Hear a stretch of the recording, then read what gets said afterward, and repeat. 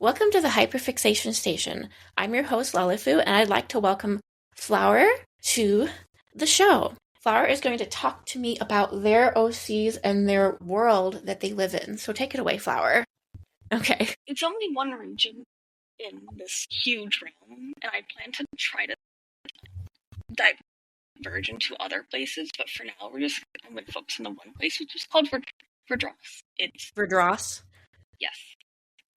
It's a pretty steady community of people who use magic or just simple merchants and everything. They tend to be more close-knit than other communities around, and they're guided by a queen and a group of council members. Mm-hmm. All are welcome, and it seems pretty peaceful, although it doesn't seem like that peace will be forever.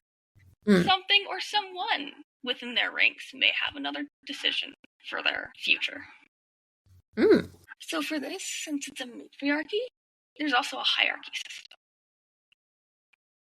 The creation of the hierarchy system is considered unrecorded, but mentions have been seen dating like century-old records. And it's been relatively unchanging as of then. There's been very minor additions. It has to do with the vast religious influences in the style of government scene, but that's mostly a theory among researchers, because without any background, they're going with what they can find. But the current system as of now is the queen, a master or mistress, who is married to the queen, heirs, the ruling council, apprentices to the ruling council members, priests or priestesses, soldiers, and then citizens. Sweet. And the government is mostly a matriarchy, but since the ruling council has influences, it would be a mix of an oligarchy as well.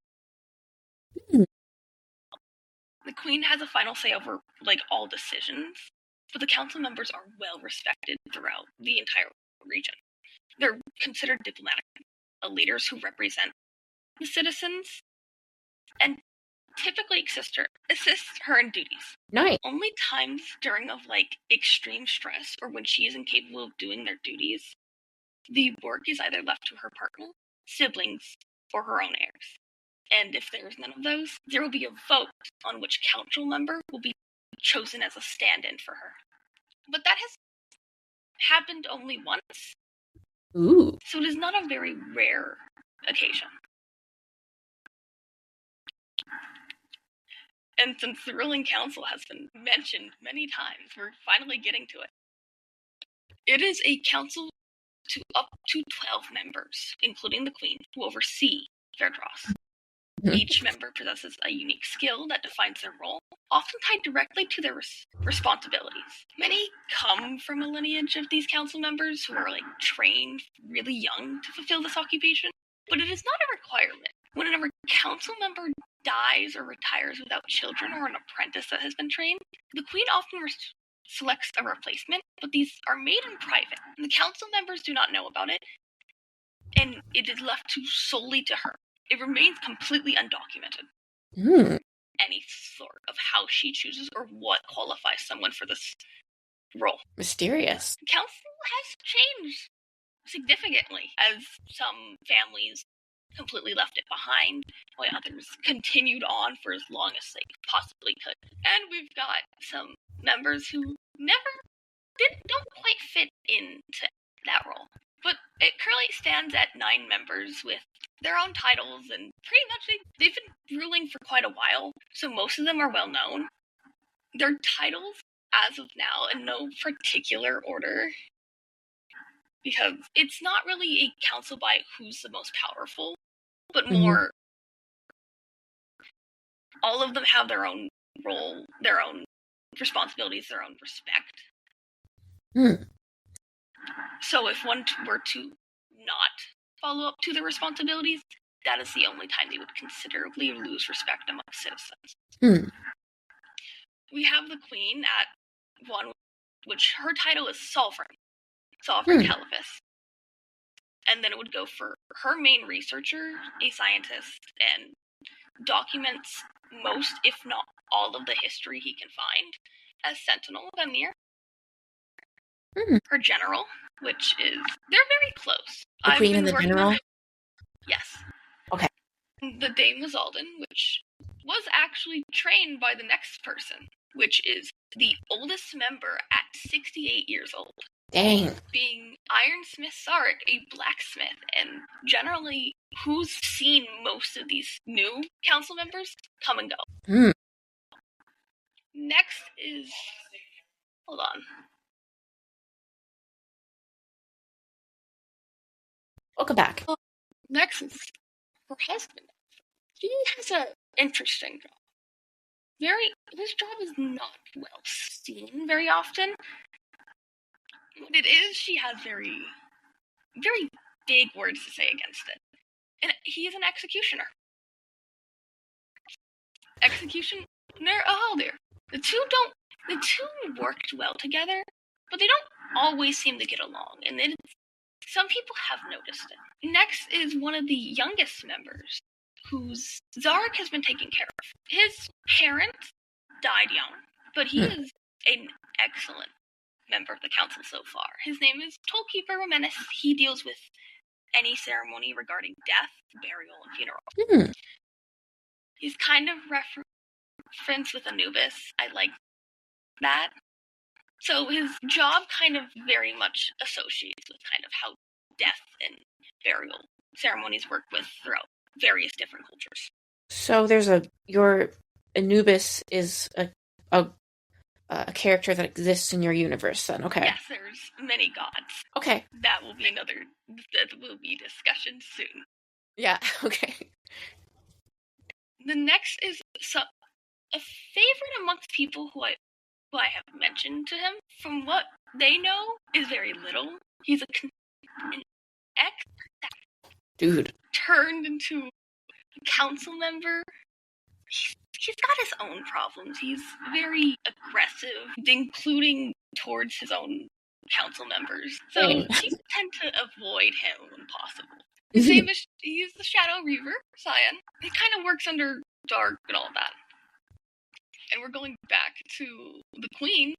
Her sister is also a part of the council, as not only an heir, but a high priestess. She runs the entire city's teaching, dude, and so cool. Religious ceremonies.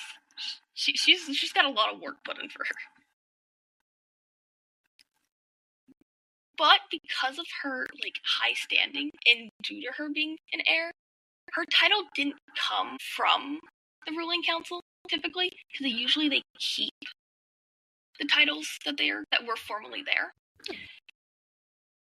Cyan and her are the only two to give themselves their own name, and hers would be considered the Saint of Light due to citizens starting to call her that. Ooh. And the last one, but not least, is she's a powerful sorceress, but instead of using her magic, she uses medicine. She's very well versed in medicine and poisons and all of that. She's very much intelligent, and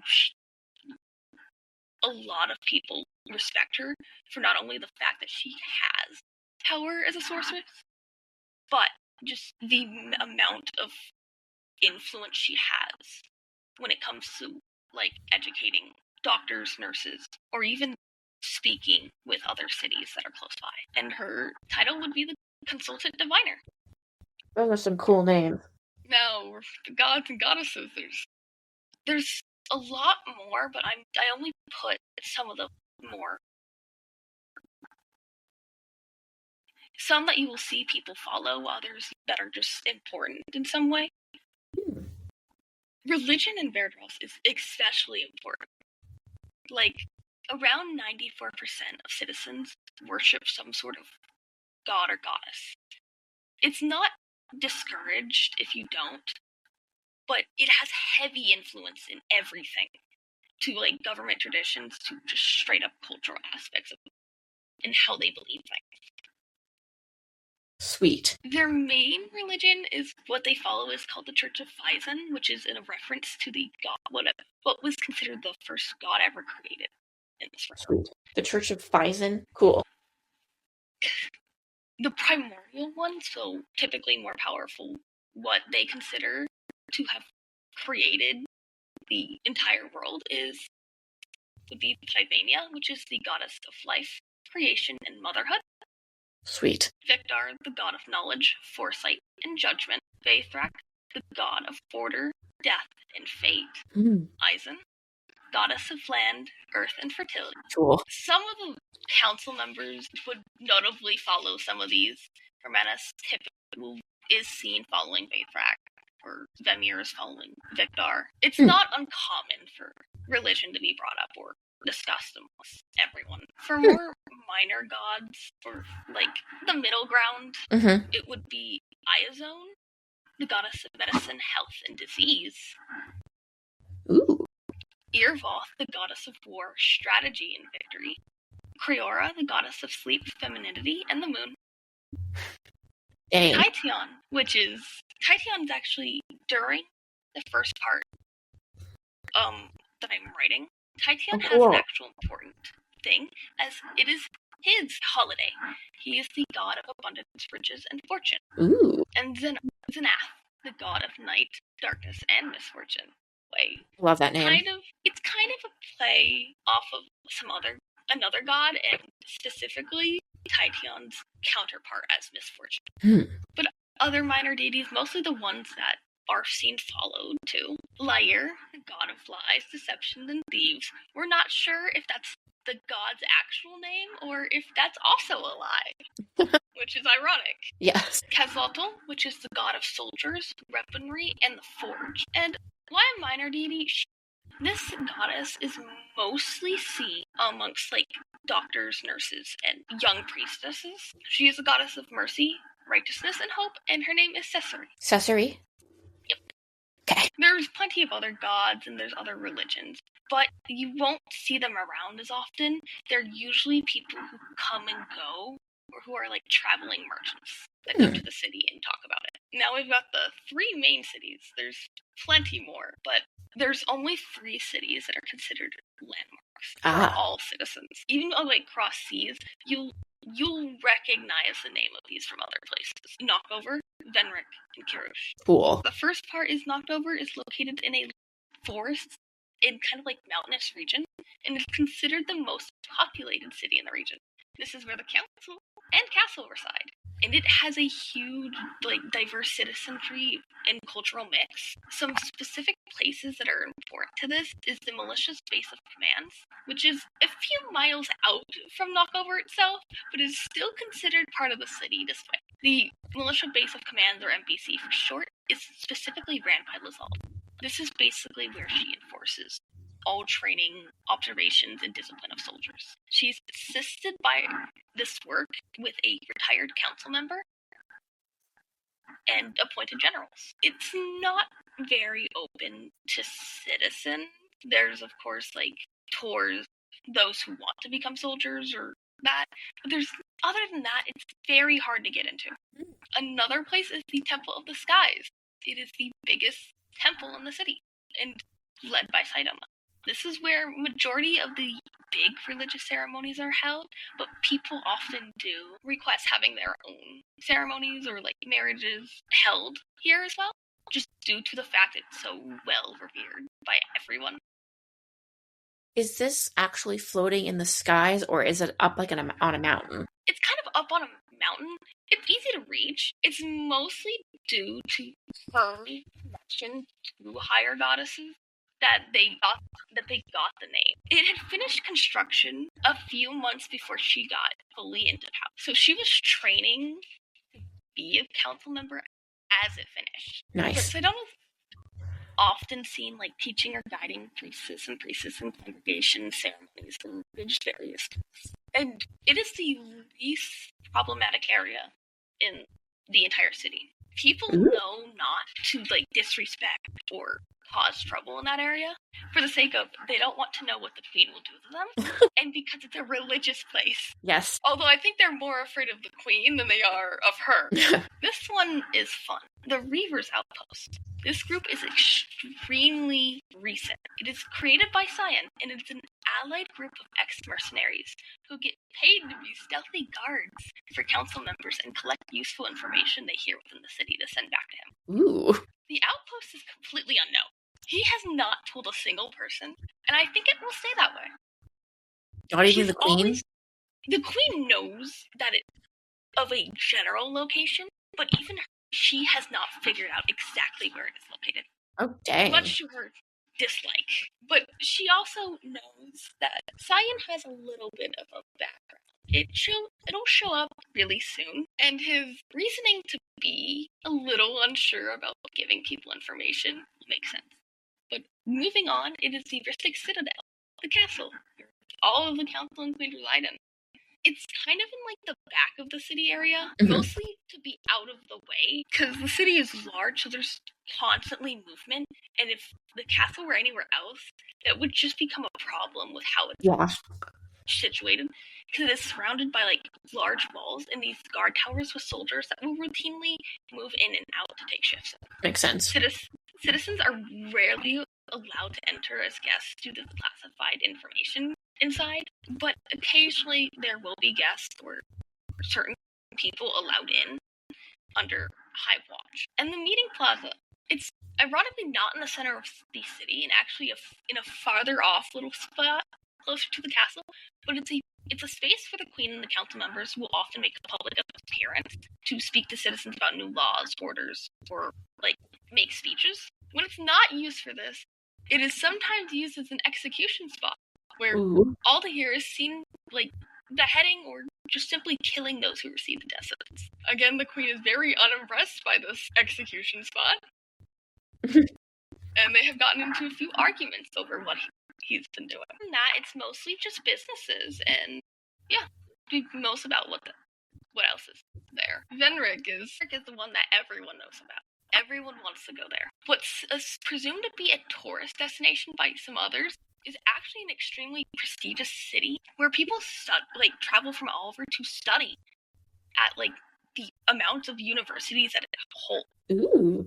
It's considered a city of knowledge, and there's like an extensive list of careers and subjects that are studied or people go into and that are encouraged. It is noted to be the city with the least religious influence, typically preferring realism and knowledge over the biggest religion itself. But it is still somewhat seen there. There's only really two big places here, other than any of the universities, because most of the universities are competing with each other.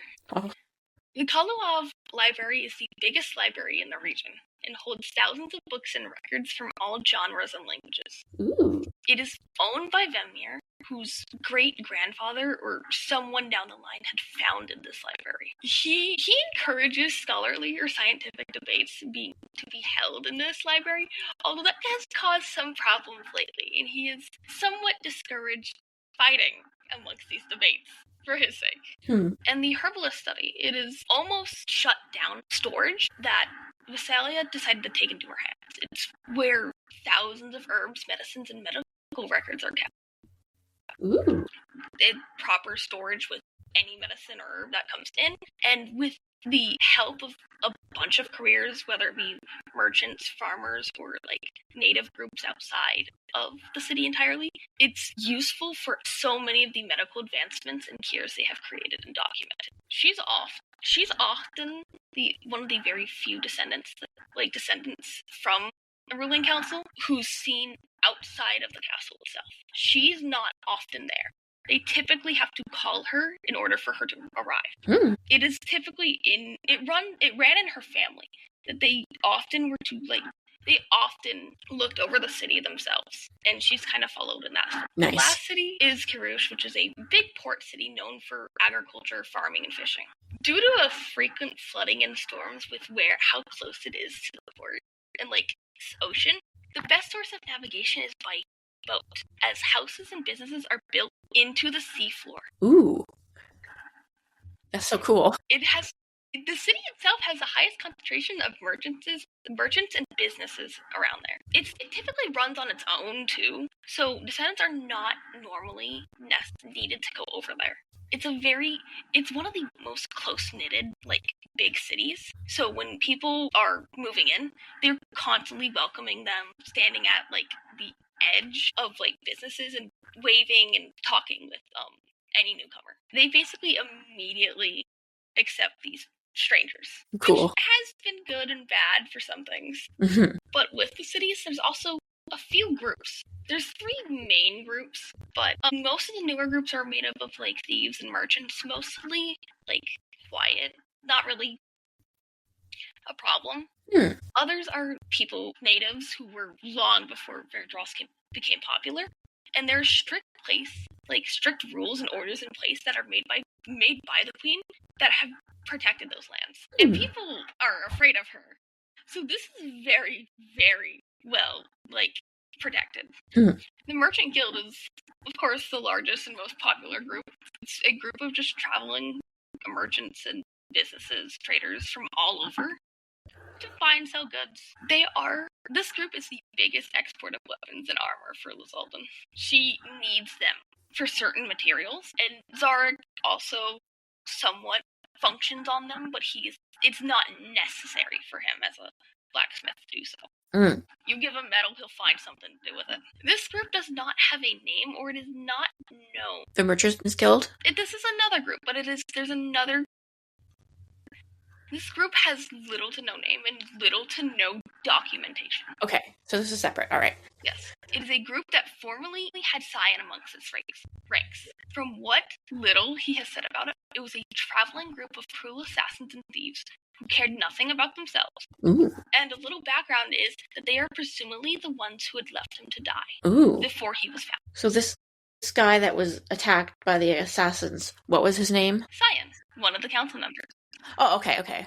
There's so many people. Yeah, the names have been there. There's so many names and things, but I'm trying to work through to make it as simple as possible for later on. I can tell that you worked hard on getting them all different names and personalities and professions, so you're getting there. Yeah, I think when I start writing on them, it'll be more easier, as they are very distinct in their own ways. Definitely. And most of the background information does not come until later. Yeah.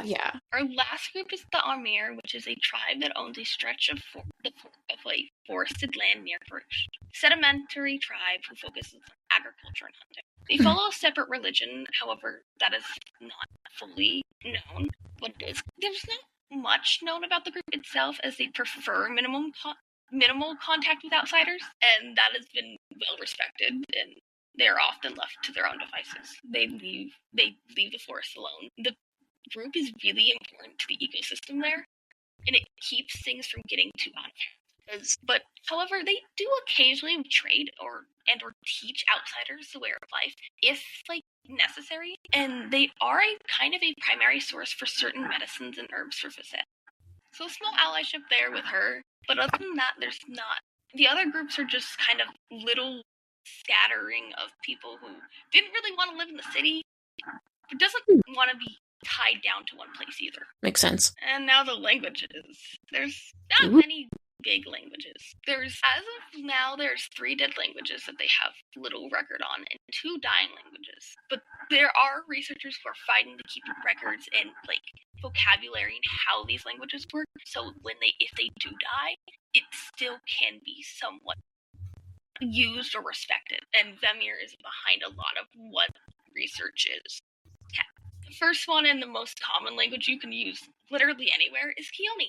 It remains fairly consistent across the entire region, with only slight variations appearing in accents and use of slang words. But there's nothing too special about it. This one is interesting. It is only taught to soldiers. It's unknown who created this communication, but it is somewhat newer, and it is completely a nonverbal language consisting of just gestures and body movements to communicate all information. Oh, that is so cool. It adapts to different environments too. In regions that are cold, they'll use more precise movements that are closer to their body to conserve energy and heat. Dude. Or in wider areas, they'll use more kind of quicker movements so people can't catch on to what they're trying to say. So it very much changes as things happen. And there's 2 that kind of go hand in hand. Mm-hmm. They're the same language, but one's a subset, kind of. Ilacrin and Istili. Ilacrin is very much less common, but revered. Absolutely. It has divine connections because it is taught exclusively to high priests and priestesses. Dude. And it is the ability to communicate with celestial beings and gods. Sweet. It's rarely used, but typically only used for ceremonies and worship. And occasionally, you will get an answer back if you do speak this language. Occasionally. It's not very common. It's like maybe once every, I don't know, like 10 years you'll get a sup dude, the god. I love it. Istili is the subset, which is one of the dying languages. Mm. It is one of the people who uses this is one of the council members, is Vermenis, is a tollkeeper.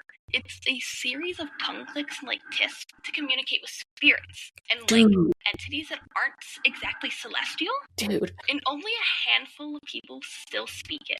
But Vermenis is the one who's majority of the time speaking it. Nice. And Reavers speak, which is also created by Cyan. It's a very scuffed language. He took inspiration from Nizesh and the group he was formerly with to create a body language and like a series of tapping to communicate. Dude. And due to this, he also really does not like when he's asked questions about it. So it is completely undocumented besides him speaking about it. Any information they get out of him is what he says, and that only goes so far. I've been working on the like cultures and traditions and holidays, so they're not finished yet because I had some and then I really disliked them, so I've been working back through them. I will hopefully be done with that soon enough to get that out. But since I have most of that, I don't want to specifically go over the story, so I think going over some relationships really quick would be easy. The main story of your world is something that you're still working on, so you don't want to share it just now. Yeah, I think there would be another time I could share it, but as of now, the relationships can kind of give an introduction into the story. Okay.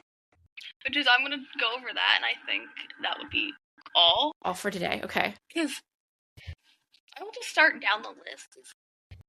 Telephus, very close to all the descendants, but there's some who are specifically closer than the others. As we've heard of Sidona, Saint Flight, they are sisters, biological sisters. So if Caliphus were to die or something would happen to her, Sidona would actually take her place as a sovereign, and someone else would take her high priestess spot. But she does have a husband, so there is some issues with that. The Haldir their relationship is scuffed at best. It was an arranged marriage, and things started off pretty well. But Haldir has some other choices and other views he has for the world. And he's not, in the best ways I can put it, I will use a quote from someone. There's something wrong with him. He's weird at best. He's very unpredictable. Sometimes he's a little bit too charming for his well-being. And due to the frequent arguments they've been having as of lately, people are starting to wonder if that marriage is going to continue. So it's a minor bit of tension amongst citizens because even he has started things with citizens. So he's not really well seen now. Kind of on house arrest in the castle. So when you say he started things with citizens, was he like going and having an affair behind the queen's back then, or is that what you mean? It's more arguments and kind of like abuse of power.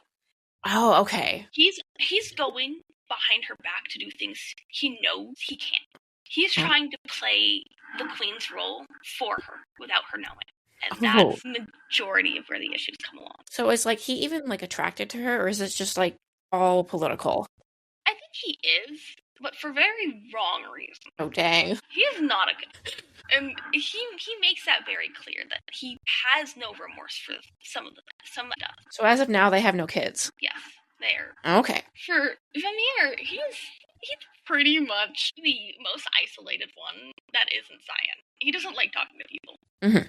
You go into his room or space, he's gonna look at you, and you're just gonna see a disappointed dad expression. And this is the blacksmith, right? Scientist. The scientist. Okay, like I think when you're describing the relationships, it'd probably be a good idea to like name who they are again, just for my sake and the listeners' sake? But Vemir, as a scientist, he's got some issues. So, Okay. due to his research, there's been some times where he's ingested things he shouldn't. God, no. Been affected by things he shouldn't. And so he's got some issues with breathing. Okay. So Visalia, I would say the medic without being a medic, is often checking on him to make sure he hasn't died in his room yet. Because they're all concerned about him. He has very little self-preservation in the name of science. But someone he's particularly close to is also Sidona. Very close friendship. He's sometimes seen at the temple, which is about the only time he leaves his little space. She's Queen's sister, right? Yes. Okay. We're figuring this out. He's also known to take care of her messenger, which is the greatest thing ever, a pigeon that she picked up off the street, and that has become the castle's official messenger. Oh boy, just one pigeon. She's a little... So, they have completely opposite styles of everything, and they still get along very well. Now we're going on to someone he hates. As the first time they met, he got punched by them. Cyan, our little assassin. The first meeting they had with each other, he got punched in the face. So they're not very... They'll work with each other, but you won't see him willingly doing it. Any missions or any time they have to go out together to, solve a problem, he's not talking to them.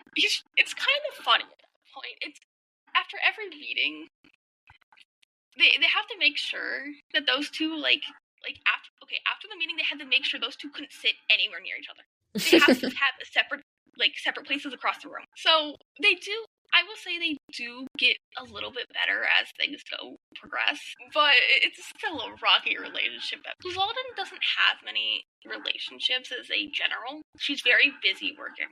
Occasionally she's seen talking to the queen, but as a general, maybe she's talking to Zarek too, as an Ep.4, since he does all the weaponry for her. But other than that, it's strictly professional. She has no other reason to be talking to really anyone else. She's far too busy dealing with stupid soldiers getting the problems. So, can you repeat this character's name again? Lizalden. And they are in charge of the soldiers? And they're female? Yep. Okay. Good. All right. Most of the group is at least female aligned, in a sense, since the matriarchy, typically they hold power.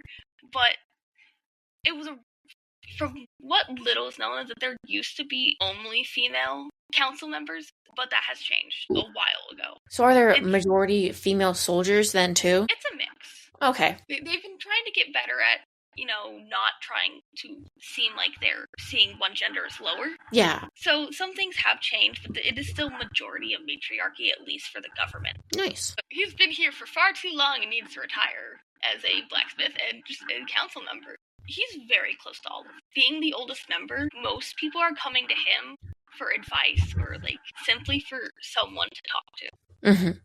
He's good at all that, and he was the one who found Cyan, assassin outside, left for dead. So they have an oddly close relationship, even if Cyan does not want to mention it outright. Why was Cyan left for dead again? It's not very clear. Okay. From what's mentioned is that he broke a rule to protect someone. From what he has mentioned is that he did something stupid to protect someone, and he got almost killed for it. He got kicked out of his assassin group. Yep, and just left to die out in the middle of nowhere. Okay then, interesting. And if Zarek had never found him, he likely would have never been a descendant. He would have died. Dang. So their relationship is built a lot on Cyan respecting that, but also because Zarek doesn't see him as some sort of violent creature, as some people do, or someone who's downright aggressive. But he sees him as someone who is just a kind of a scared kid. Aww. He's been through a lot. And he's never really had a place to call his own until now, so he's definitely out of the loop here. And so a father figure, kind of. Yep. He's also a father figure to Romenis. Due to his parents dying really, really when he was really young, he took the role really young. So Zarek is basically a stand-in for his parents to help guide him through his own job. And Remenes is who again? He deals with all the burial things. Spirits. Oh, okay. Yeah. So he's like a funeral director. Okay. Haldir does not really have many as an executioner, he doesn't have many relationships. No one wants to be close to him. He's with his problems. No, he's kept away. But he does talk to Sion. It's not sure about what, but Sion really dislikes him. The funeral director? The executioner. Haldir is... Okay, we switched to another character. Yes. Okay. Can you repeat his name again? Haldir. Haldir? Yes. Okay. But the executioner...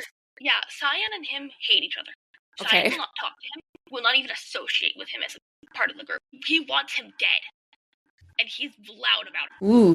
Caliphus isn't sure why, but he won't mention why he's so against him. Dang. But other than that, Salia is the only one who might talk to him of rare occasions, as due to his job, he's very commonly around blood and other things. So she has to make sure he's not, getting any cuts during this too, and, giving himself diseases. And they're the medic. Yes. Okay, good. My brain's catching on. So, I think those two would be the only ones considerably close. And then there's Remenes, our little funeral director. He hates everyone, in the sense of he's terrified to talk to anyone. He's much more versed in spirits than he is actual people. Oh, wait, is he the one that talks to the spirits? Yes. Okay, with the little clicking language. Okay, yes. Yes. He's, from what they know is he can see spirits, so occasionally he's staring at someone or having a conversation with them, and no one else knows.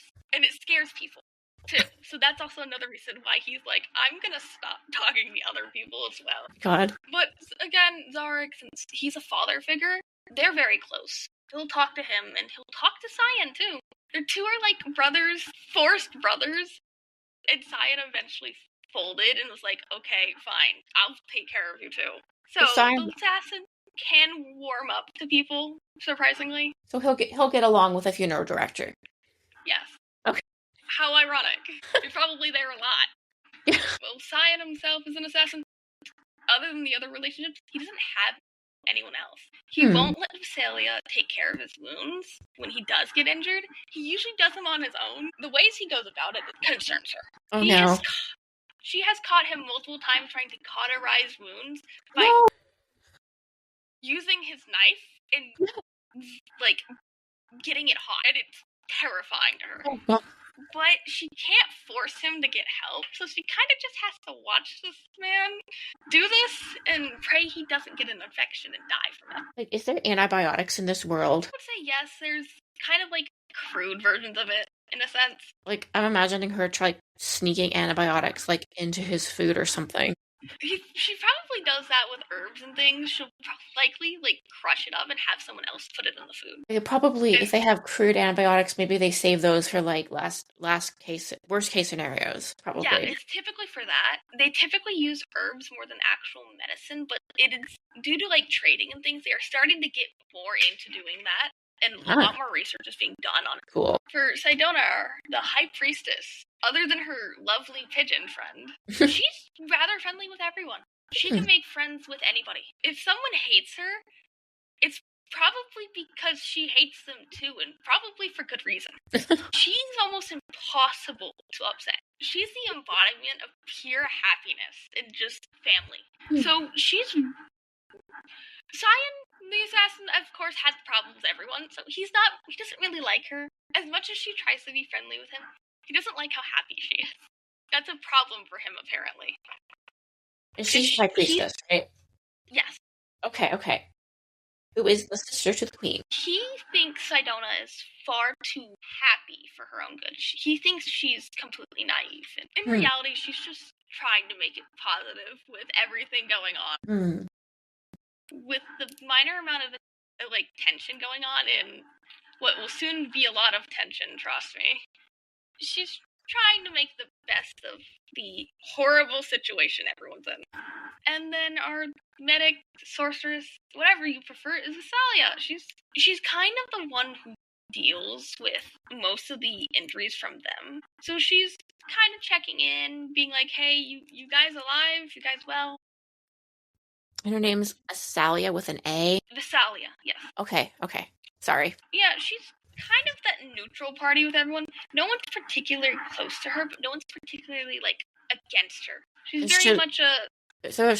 They're a sorcerer, so what do they do again for their job? They basically just make medicine and have information like poisons and things. Oh yeah, she mentioned that. You're like, oh yeah, she's got power, but she does more poison and medicine anyway. Okay. Yes. Okay. Very much the same way with Vemir, as all of them have some sort of ability to use a type of magic, but it's not well seen because there's no need to do it in times of peace. Mm-hmm. So a lot of their power is not mentioned until later on, because they try to be as neutral or as pacifistic as possible, because there's 9 of them.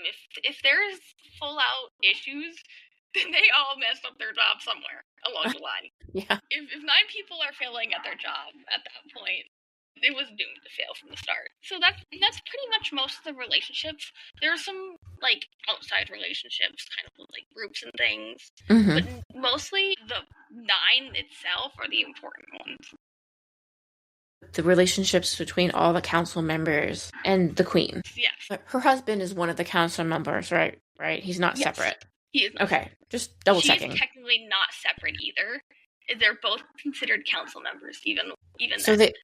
Do the king and the queen make up, like, one council member number, or is that how... Okay, they're separate. In short, they are a part of the council, and then they take on a second, like, title.